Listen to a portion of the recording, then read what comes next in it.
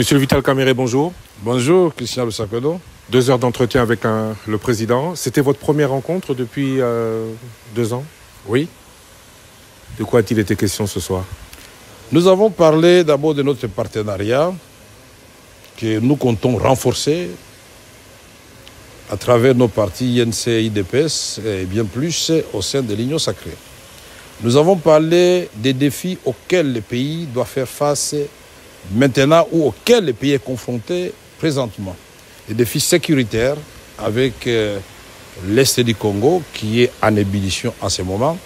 Les défis alimentaires, c'est-à-dire avec cette pauvreté criante. Nous avons parlé des défis de la scolarité des enfants, des défis de la santé, etc., etc. Nous n'avons pas seulement évoqué les défis, mais nous avons évoqué la manière de les relever. On ne peut pas gagner une guerre sans mettre de l'ordre dans l'armée. On ne peut pas gagner une guerre sans avoir des services de renseignement, des services de sécurité qui travaillent et qui sont proactifs, qui identifient les menaces et les dévancent, qui donnent la vraie information aux hommes qui sont sur le terrain et au président de la République qui est le commandant suprême pour que nous puissions gagner. D'aucuns pensent que le président va gagner le combat, c'est-à-dire qu'il va descendre lui-même. Si le terrain commence à tirer, c'est ce qui nous fait mal. Non, c'est une question d'abord qui concerne l'armée qui est l'outil de défense. Il faut lui donner les moyens, il faut lui donner la vraie information, c'est-à-dire renseignement militaire, mais il faut l'encadrer à tous les niveaux. Nous avons parlé aussi des solutions en ce qui concerne comment améliorer les bien-être des Congolais. Il y a déjà le projet de 145 territoires de transformation agricole qui a commencé, mais qu'il faut renforcer. Nous avons parlé aussi de la santé universelle, en commençant par Kinshasa pour la maternité gratuite.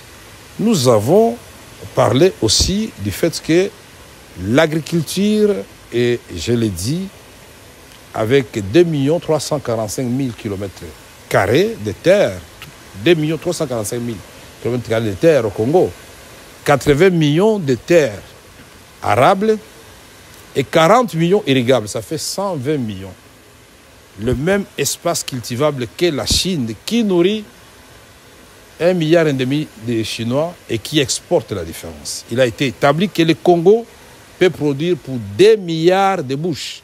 Donc ça signifie que nous devons mettre tous les moyens qu'il faut dans ce projet pour que le Congo devienne vert et qu'on produise. Nous avons parlé aussi de l'amélioration des salaires des fonctionnaires, des militaires et de tout le monde.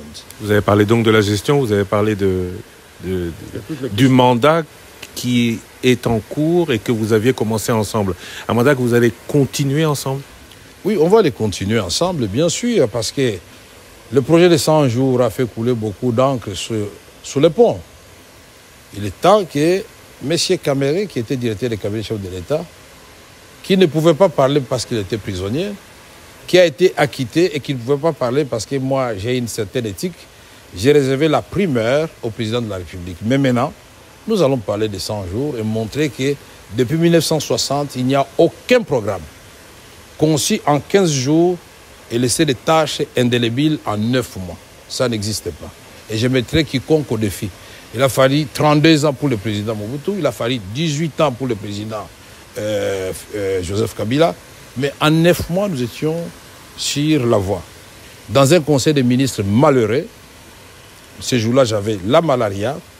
Le premier ministre de l'époque va dire, tiens, on a payé 77 millions au lieu de 7 millions de dollars.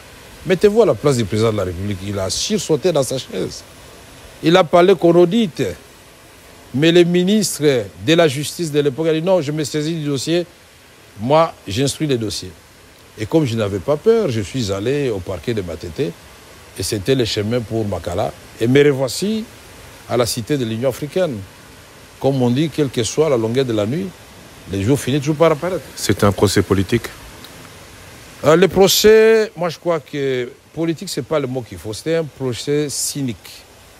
Parce que quand j'ai clamé mon innocence, personne ne voulait me croire. Mais j'avais dit, bon écoutez, puisque vous, là, magistrat et juge, vous ne voulez pas me croire, la vraie justice viendra de Dieu. Et j'ai beaucoup aimé, le président a respecté les principes de l'indépendance de la justice.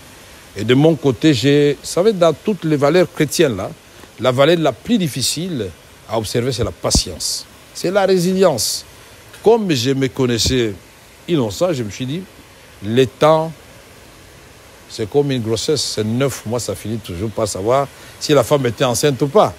Mais voici, je suis là, devant vous, nous aurons d'autres occasions, des émissions, où nous allons parler en profondeur de ce projet. 142 écoles construites, 132 centres de santé, un grand hôpital Lumbashi, un pont de 145 km dans le Tanganyika. Nous ne parlons pas de tout ce que nous avons fait comme incubateur au Kivu, qui emploie 2000 petits pour produire du tilapia. On n'importe plus du tilapia au sud Kivu. Je ne voudrais pas dire ce qui a été fait dans les Kasaï. Au moins une province, chaque province parmi les 26 a été touchée par au moins 3 projets. Que ce soit 77 ou 7 millions, beaucoup de gens aujourd'hui se posent la question suivante, où est passé cet argent? Est-ce que vous vous sentez aujourd'hui redevable de cette réponse à la population? Non, aujourd'hui, moi, je dois remercier d'abord la Cour de cassation. Puisque pour beaucoup de gens, ils ne savent pas que la Cour de cassation, c'est la Cour qui juge les jugements. Pour savoir si le jugement qui a été rendu au degré inférieur est conforme au droit. Ils ont cassé le jugement, pas sans renvoi, avec renvoi, donc à la même juridiction.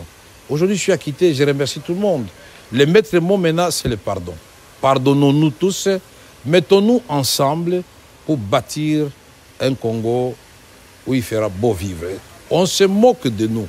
Avec tout ce que nous avons comme richesse, comme ressources, nous passons notre temps à nous faire des coups bas, à nous détester, à nous insulter sur la toile à longueur de la journée. Moi, j'ai dit, et je le répète, l'épreuve endurée est en dessous de ce que l'on peut donner à sa patrie, à sa nation, à la communauté congolaise à laquelle je suis attaché profondément. Je vais organiser une messe d'action de grâce à Kinshasa comme à Bukavu pour remercier le Seigneur de m'avoir gardé en vie. Je pouvais mourir. Là, ce n'est pas un endroit où il faut souhaiter envoyer quelqu'un. Vous parlez de la patrie, vous parlez de la nation. Cette patrie, cette nation est aujourd'hui menacée encore à sa partie orientale. Le gouvernement parle et avance des preuves d'agression du Rwanda sous couvert du M23. Est-ce que c'est aussi votre opinion? Qu'est-ce qui doit être fait? On passe à la manière forte ou, comme vous l'avez fait dans le passé, on pacifie? Non, nous avons parlé avec le président, entre autres, de cette question, de la pacification de l'Est du Congo.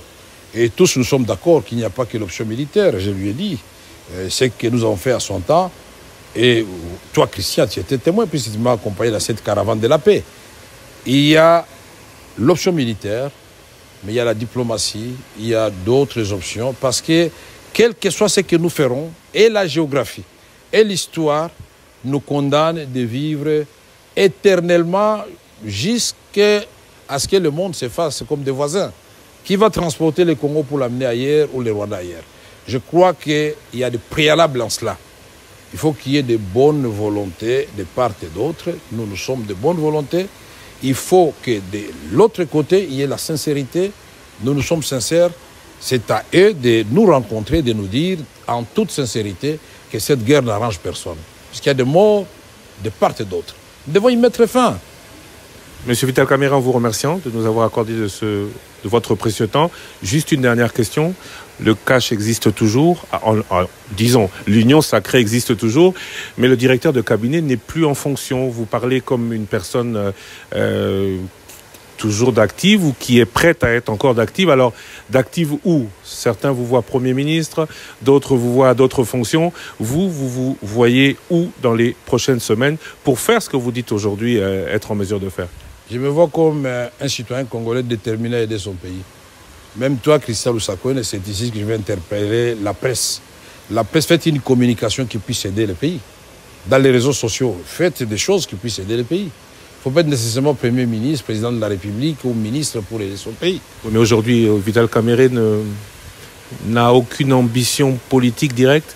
Il va continuer à observer de loin, à servir sans être acteur.